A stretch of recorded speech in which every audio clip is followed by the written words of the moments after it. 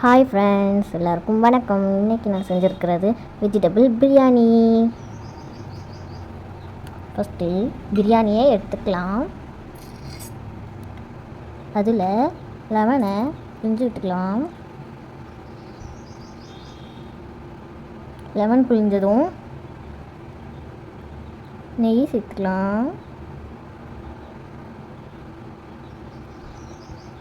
நெய் சேர்த்தோன்னே கருவேப்பிலை சேர்த்துக்கலாம். ஒரு கரண்டி எடுத்துக்கலாம். பிரியாணியை எடுத்துக்கலாம்.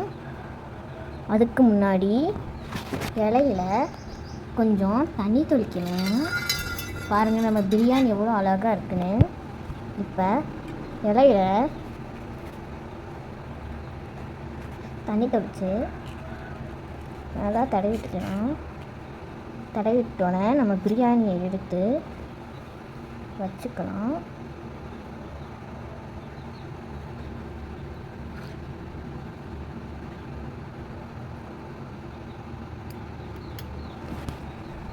இன்றைக்கி நம்ம வீட்டில் ஸ்பெஷல் வெஜிடபிள் பிரியாணி.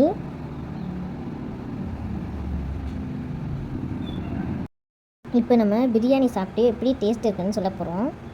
பாருங்கள், பிரியாணி குழையவும் இல்லை, வேகாமலும் இல்லை. தண்ணி அளவாக ஊற்றி எல்லாமே பர்ஃபெக்டாக செஞ்சாச்சு. பாருங்கள், சூப்பராக இருக்கு. உதிரி உதிரியாக சூப்பராக இருக்கு. வாங்க இப்போ பிரியாணி சாப்பிட்லாம்.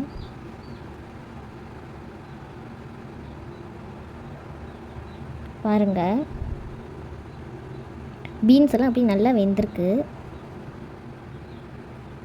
பீன்ஸ் எல்லாம் பாருங்கள், பீன்ஸ் எல்லாம் சூப்பராக வந்துருச்சு.